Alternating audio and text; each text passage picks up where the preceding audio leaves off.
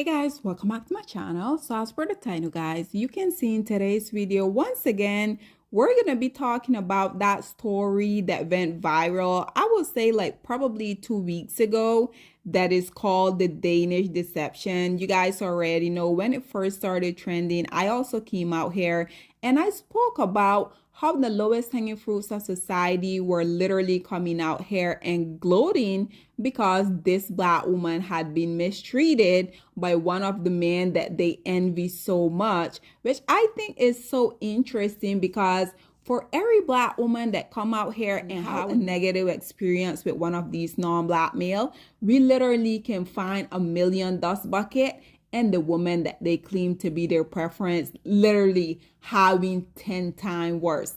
Nonetheless, I wanted to come out here because this content creator that you guys are viewing here on your screen, I think that she had something very interesting to say about this because you guys know, in light of everyone coming out here and having their entire dissertation about the whole thing, we on one side, we have the lowest hanging fruits of society coming out here gloating about it. And on the other hand, we have a lot of black women coming out here being thoroughly upset, talking about how dare you as a black woman give money to a man, which I think is quite interesting because black women have absolutely no problem taking care of the lowest hanging fruits of society, literally funding their lifestyle. But then when it comes to other group of male, it's like you can't even think about giving him a dime.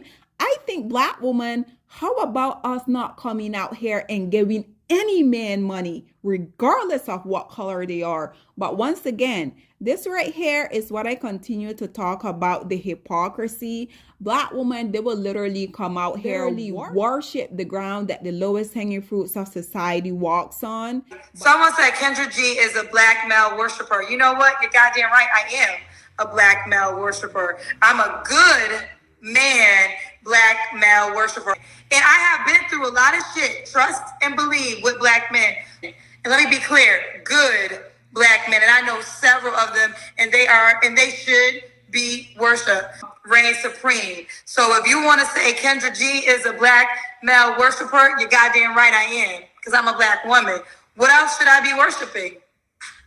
Who else should I be worshiping? But then when it pertains to non-black male, oh, all at the sudden they have all of these standards. Nonetheless, guys, listen to what this content creator here had to say, and then we will come back with more. I'm really tired of the bullying towards Onyeka and this whole Danish deception. I'm really tired of it. You know why? Because I feel like I'm hearing a lot of black women talk about how foolish she is, how she's just, all the red signs, the red flags, whatever. And I'm just going to make it really, really clear. As someone who has spoken very deeply about the pick-me mom dynamic and the dusty dad dynamic as a byproduct, okay?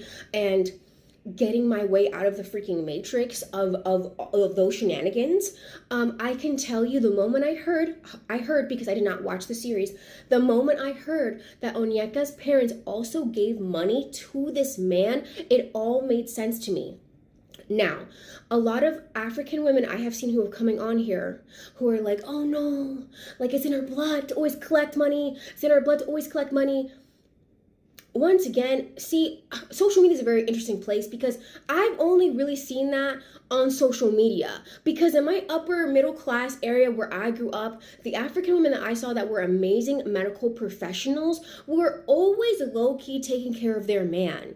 We're always making more than their man. We're always going to find a way to stay with their man even after he cheated up and down the road. Same thing with Caribbean women. I don't know if it's like taboo to say that. Like, I don't know. So the concept, because what my mind was thinking was, Onyeka probably went to her mom at some point and was like, hey, so-and-so kind of told me that he's in the situation and that he needs this and this and this, and I don't really know what to do. I mean, like, I feel like I should kind of give him that money, but like, I don't know. And I guarantee you her mom was probably like, well, everybody goes through some things. When I first met your father, he went through some things too. I guarantee you her mom was probably number one fan in the beginning or at some point and was probably telling her, it's fine, we got to work together, build together, Okay, I guarantee, you know why? Because that crap happened to me, happens to a lot of black women I know, okay, who their mom is so desperate for their daughter to get married because, oh my God, the time is ticking, you're not married, you don't have any kids, oh my God, you know, what society, what are people gonna say in our community of the fact that you're not married, okay? Like, we're forgetting this. We're also forgetting the fact that she did grow up in a white suburb, so did I, okay? So did I.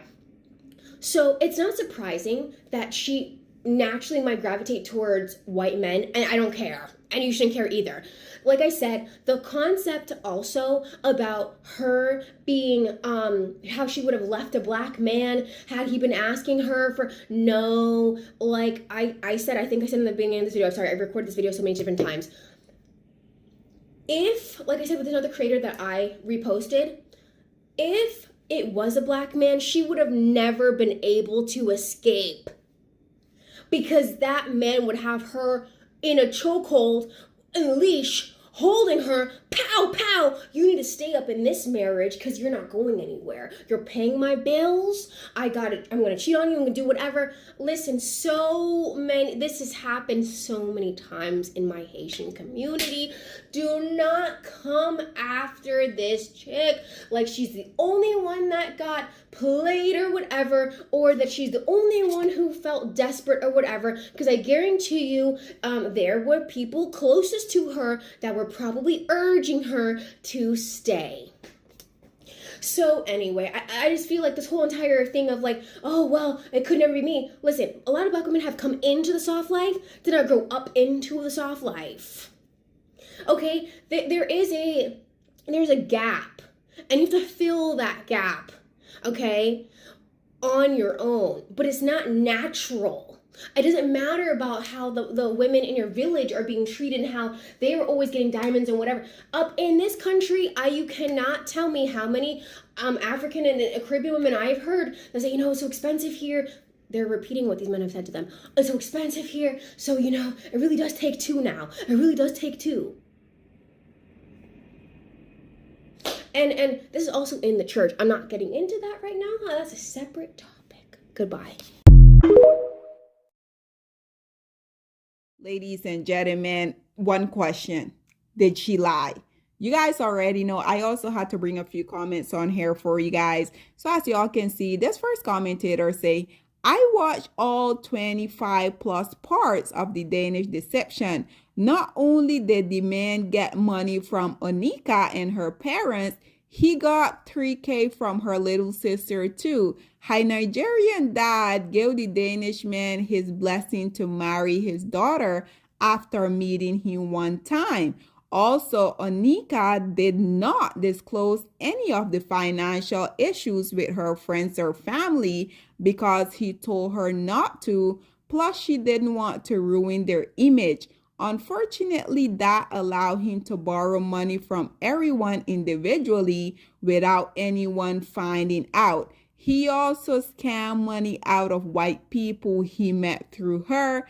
This one say exactly. I'd like you to watch the videos so you can have a better opinion because it's incredibly that in this society we like to blame women. This one here say, I also don't like it because people are acknowledging that it's shameful to give a man money, but only because he's white. Yet they have the same dynamic with black men. That's exactly what I'm talking about. And it's okay. And I think, of course, the anti-blackness doesn't make it very specifically despicable, but you guys don't care about black women getting walked all over. You just care that the man is white, and it's disheartening to see people say that 100%. This one here say, I've been her. I just didn't have the platform for 200K. And this is speaking from someone that was heavily indoctrinated. This one say, I'm so happy to see this narrative shift. Finally. This one say, I always love hearing your perspective on things. She said, oh, thanks. This one say, I agree. This one say, side note, you're so beautiful. This one say, great insight. I also agree with that. And lastly, guys, this one say, I need to watch. This one say, this is great insight and perspective on something I could not wrap my head around. This one say, yup. This one say, thank you for doing this so I didn't have to. This one say, exactly. Ladies and gentlemen, once again, just so much hypocrisy you would be getting from the male identified black woman. And we already know the male that they worship are indeed the lowest hanging fruits of society. Had he been a black male, I can assure you guys, none of these pygmisha, none of these male identified women, they would have come out of the woodwork. Nonetheless, guys, this is all that I have to say on this whole predicament. I would love to hear what you guys have to say about this content creator perspective, because you guys already know the only reason I brought her on here is because I entirely agree with literally every single word that came out of her mouth. Nonetheless, guys, this is all that I have to say on this whole predicament. Whatever your thoughts and opinion are, please get in the comment section down below, and I'll see you guys in my next one. Bye, guys.